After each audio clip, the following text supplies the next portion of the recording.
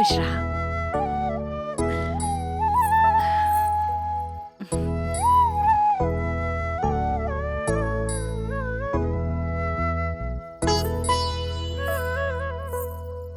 अरे ना ना।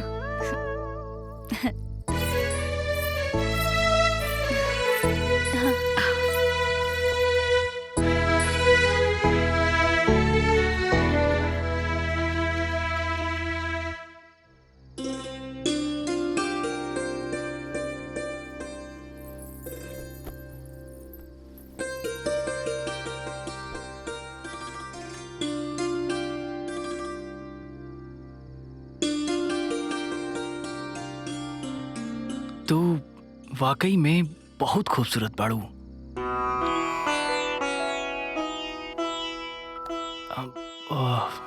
मोना, तारा से को बात कहे के रहे।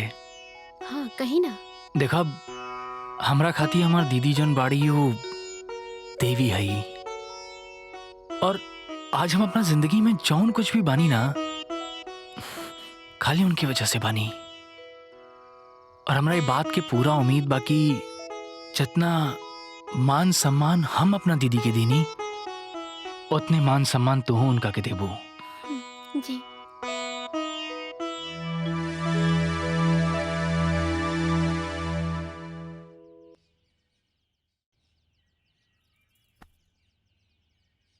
हेलो, प्रणाम माँ। खुश रहा बेटा। तारा पता बा, ई मुकेश तो हमार कोनो बातें नहीं सुनत। इनका पता सिर्फ उनकर दीदी के ही अधिकार बा। उनकरे हमें हाँ मिलावत रहले जब देखा तब। हम हुई बात के नोट केले रहनी बेटी। दामाद जी पर सिर्फ तोहरे बस होके के चाहिए, ना तो तोहार कोनो महत्व ना रही। तू चिंता मत कर माँ, तू देख लिहा एक दिन ऐसन भी आई जब मुकेश सिर्फ हमार हाँ में हाँ मिलई है अपन दीदी के ना।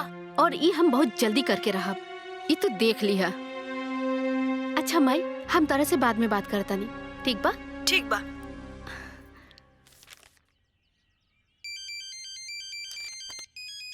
अरे लक्ष्मी, हेलो।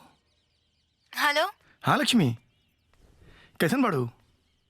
जी सब ठीक बा। हम ही बताए खातिर फोन कईनी है कि मुकेश की नौकरी भी लाग गई और मुकेश की बियाह भी हो गई। अरे वाह, ये तो बहुत खुशी के समाचार बा। जी, और हमने के नया घर में भी शिफ्ट हो गए बानी जा। अरे वाह, ये तो बहुत उत्तम समाचार सुनेलू तू हमरा के। अच्छा देखा लक्ष्मी, तारा कोई चीज की जरूरत पड़ी ना तो तू बेहिचक फोन कर दिया हमरा के। जी। और हम सारा चीज वही इंतजाम करा दे। जी, दीदी से बात हाँ हाँ, अभी हम बात कराते नहीं उषा से। हाँ लक्ष्मी से बात कर। हाँ बहन, कैसन बाड़ू? बस ठीक बा। अब सुना हमार बात ध्यान से। अब तो के अपन ढेर ध्यान रखे के बा। खाए पिए में कोनो तरह के कोताही ना होए के चाहिए, समझ लो। काहे कि जब तू स्वस्थ रहबू तबे बच्चा भी स्वस्थ रही ना। जी, रवा चिंता मत करी, हम अपन फर्ज पूरा दिल से निभावेनी। ठीक बा बहन, खुश रहा। जी प्रणाम।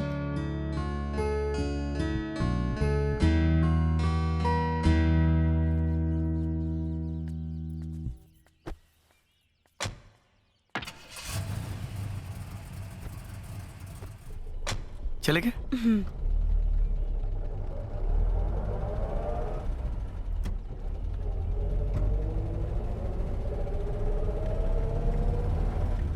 रउआ के का लागता? हमने के जौन करता नहीं जा वो सही रही ना?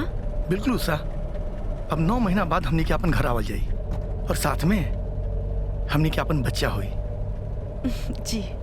और माता रानी के आशीर्वाद रहल ना तो कोई के तनिक भी पता ना चली कि हमने के बच्चा ना है। जय छठ मैया।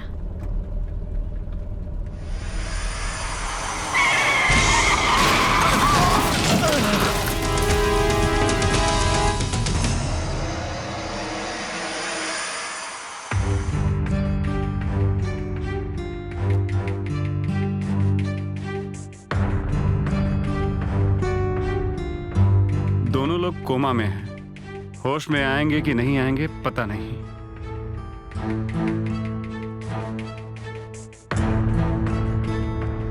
बस बस रोकी भैया। माई तू पैसा दो, हम भाभी के फोन करत। हाँ चला। मेरे हाथों में 9 चूड़िया है, जरा ठहरो सजन मजबूरी। हाँ दीदी। हेलो मोना भाभी, हमने की आए में थोड़ा देर हो जाए। रहुआ बाबूजी के दोपहर वाला दवाई खिला दी, एक व्हाइट वाला टैबलेट और एक रेड वाला टैबलेट। हाँ हाँ कहे ना, ठीक बात दीदी। टैबलेट खिला दिया, माय फुट। टैबलेट खिलावे से पहले हमारी वीडियो अपलोड कर जरूरी बा।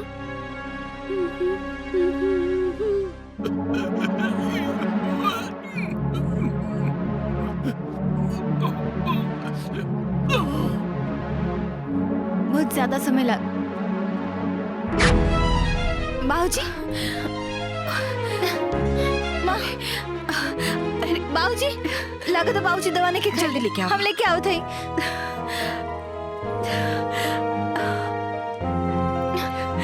माई, बाबूजी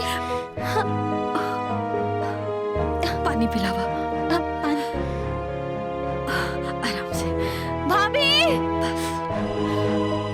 भाभी। हाँ दीदी। बाबूजी की दवाई ना खिलौलू। हाँ सॉरी दीदी, हम तो एकदम भुला गए रहनी। भुला गए लो का मतलब? तो के पता बना बाबूजी के टाइम पे दवा ना मिलल तो का हो सकेला, इनकी जान भी जा सकेला। तो इतना लापरवाह हो कब हमके ना मालूम रहे। वो दीदी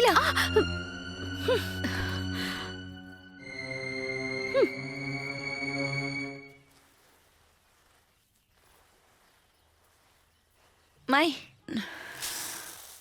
बाबूजी गिर गइलन। क्या हुआ? माई, दीदी, अरे जल्दी आवा, बाबूजी गिर गइलन। दीदी, माई, जल्दी आई। बाबूजी, अरे बाबूजी, अरे बाबूजी कैसे गिर गई? माई उठा। लक्ष्मी, आराम से। हाँ, बाबूजी खाली खड़ा होके चिल्लावता नहीं। बाबूजी को उठा ना सकत रहलो का? फॉर्मेलिटी निभावता नहीं ना, हम एजा अपाहिज लोगन के सेवा करे खातिर नहीं खियाल बानी। और हाँ, ये घर में नौकर नहीं की, जेकर बाप उहे संभाले। मोना, ना मुकेश। भाभी नादान बाड़ी, इनके प्यार से समझाए के पड़ी।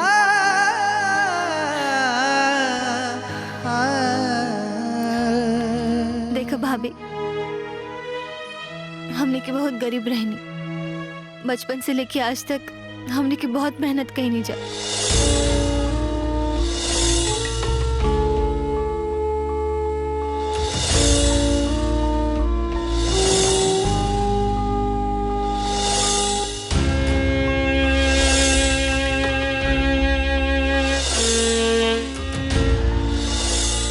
इतना कष्ट भइला के बाद भी आज अगर हमने के परिवार बेहतर हालत में बा, एकर बस एक ही वजह बा, हमने के अटूट प्यार और विश्वास। हम तोहरा से भी यही उम्मीद करेनी भाभी। सॉरी दीदी, हमरा के माफ कर दी। ये गलती दोबारा फिर कबो ना होई, हम प्रॉमिस करतानी।